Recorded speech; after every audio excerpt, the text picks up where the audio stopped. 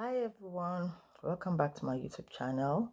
Today we'll be talking about the Express Entry program. I'm excited because this is the program I actually used in obtaining my permanent residence myself, and this program was launched in 2015. So it's actually very easy. I mean, if you do the right thing, if you take the right step, it's not that cumbersome, and it's very straightforward if you ask me. And Express Entry actually is the purpose of Express Entry, why it was launched is for the government of Canada to actually use this as a medium to fill some labor shortages in the country, and so they look out for your ability and your skills in your occupation. Okay, so yeah, Express Entry is an economic program, and it has three dimensions, which are the Federal Skilled Worker Program, the Federal Skilled Trade Program, and the Canadian Experience Class Program. However, it is very pertinent to understand that some provinces actually use this Express Entry also to recruit people and to also invite people to apply to their provinces so they can actually fill their local um, so that they can fill their own local job shortages. Okay, so yeah, some provinces actually use it as well, for sure. Many provinces have actually come on board, unlike when it was actually recently launched in 2015, where we had very limited options, because that was the year I actually came into as well. So now, when for me, what I did was, okay, oh, this is a new program. I missed out the old one. This is a new program. What am I supposed to do? So I actually said, okay, let's see what this Express Entry has in stock for us. So I went in and I checked, I researched, I did all sort of things. I realized that I could actually qualify for this. So what did I do? I read about it and I realized that the minimum requirement you needed, the minimum, I'm saying minimum, I'm not saying all the requirement, the minimum requirements you needed at that time and also of now is your work experience. You must have at least a minimum of 1 year work experience.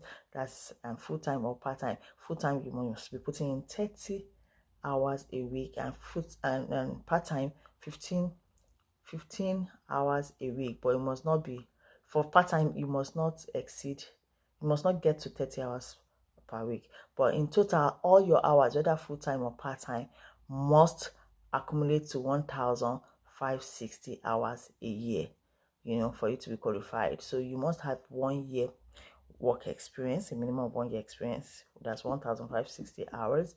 And you must have language abilities, meaning that it could be English, it could be French, but you must write a test. I mean, either you through the IELTS exams, general module for the immigration process. And again, you must certify your education, from your country, because it's not the same thing here. So they have to know if it is equivalent to whatever it is that they have in Canada. Okay. So those three things are the minimum requirements, for Express Entry. There are other requirements you must meet as well, but those are the minimum. So when I saw that, I said, okay, good, I have these qualifications, So I decided to, actually check which of this stream I would be eligible for, because I needed to be sure which one I will be eligible for. So I use this tool, Come to Canada tool. I'll put the link below so you can also have access to it to check for yourselves to see which one you would actually be eligible for. So fortunately enough for me, I was eligible for the Federal Skilled Workers Program, So when I got that information, I'm like, okay, good. Now, what's the next step for me? The next step for me actually was for me to actually assess my credentials.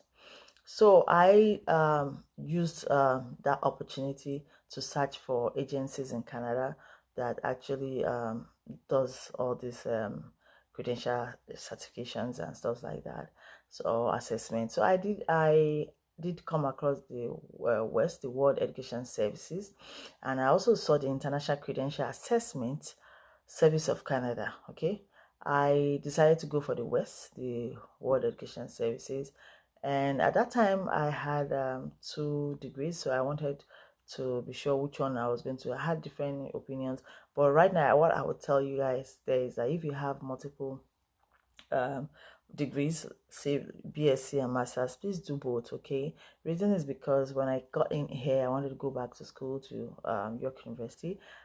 Because I had already done both, so I only did course by course. So they needed to know which courses I had done so they could drop some for me. So that actually works for me. Imagine me if it was only the Masters I did and I did a different occupation. I did a different program, and I was going for a different program in Canada here. So they will be like, okay, go back and assess your first degree, which is the BSc. That would be like a whole lot of stress. So it's better you do both degrees that you have, or multiple degrees that you have. It's not going to cost you extra. It's still going to be the same thing. As far as I'm concerned, I didn't pay extra. So I did the BS and I did the masters together, even though I was going to use the masters. So once I did that, while that was going on, it took a while actually, especially because you know how it is now. It took a while for me to get the report, the ECA report, but eventually it came out. But I think I did my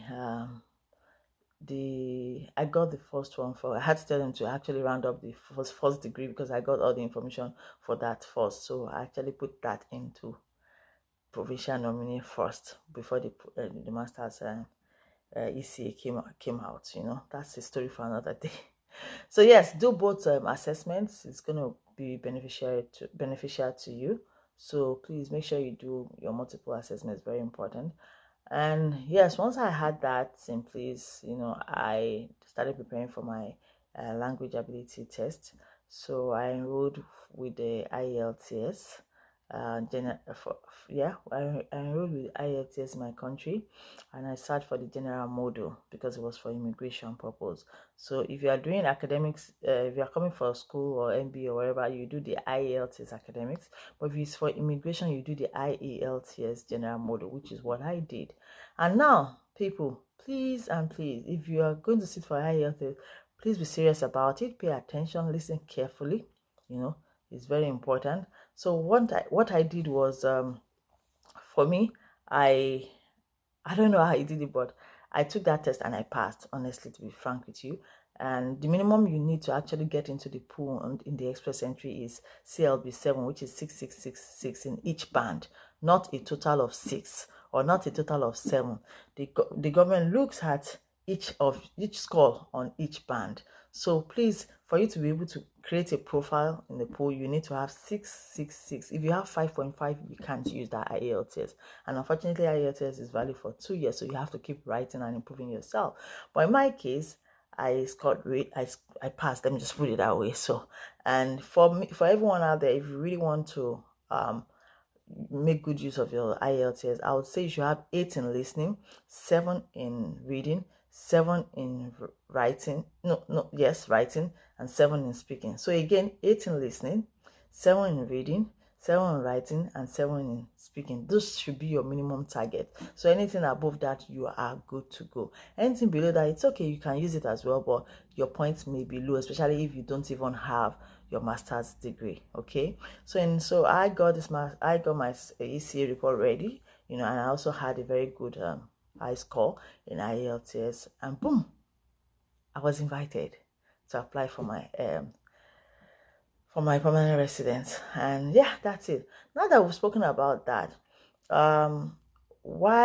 before I was invited and everything, I need to also let you guys know that the Federal Skilled Worker Program, for you to come under that, you need to be sure that your occupation fits into what they need, or the occupation classified in Canada. So you can also get that information from the National Occupational Classification. It's called a NOC. So when I also put the link down so you can access. It's accessible to everybody. Please and please, under this NOC, we have 3 types of job. We have 3 types of jobs there. Oh, no, not 3 types of jobs. We have 3 types of job skills. Let me put it that way. So we have the level skill O, the level skill A, and the level skill B. Okay. So for the level skill O, they are called the managerial positions, meaning that maybe you're a manager. Let's say, for instance, you're a restaurant manager. You can make use of this level skill O. For the level skill here, you are professionals, like professionals like HR person, professional, you're a doctor, you are a dentist, you can actually use the skill level A, and then for the skill level B is actually for the technical skills and the technical and skill trade actually. So maybe you're a chef, or you're an electrician, or you're a plumber, you could actually use this. Okay, so please go check your knock codes out to be sure that your occupation actually fits into either of these three criteria. So either you're on O, A, or B. It's very important, because if you don't fit into any of those, you cannot use the express entry program. So yeah, I'll be stopping here today, and I'll be doing a part 2 of the express entry program, and we'll be talking about the selection process, how I got into the pool, the duration I had to wait for, and how I eventually got my PR, how I landed and stuff like that. So we'll be talking more on those in the part 2 of the video for express entry. I hope I was able to help everyone out there who is looking to come in through via this express entry route. So yeah, that's about it for today. Please subscribe, like, share to people out there, because there might be someone who needs this information as well. So help your people, help your friends, help your families. Not everybody has that opportunity to go on the website to start digging, checking and everything, but sharing this may also help somebody out there. So please subscribe to this channel so you don't miss out on anything, and yeah, click the notification button so you don't forget. Once the video drops, it's going to notify you. So thank you. See you until next time. Bye.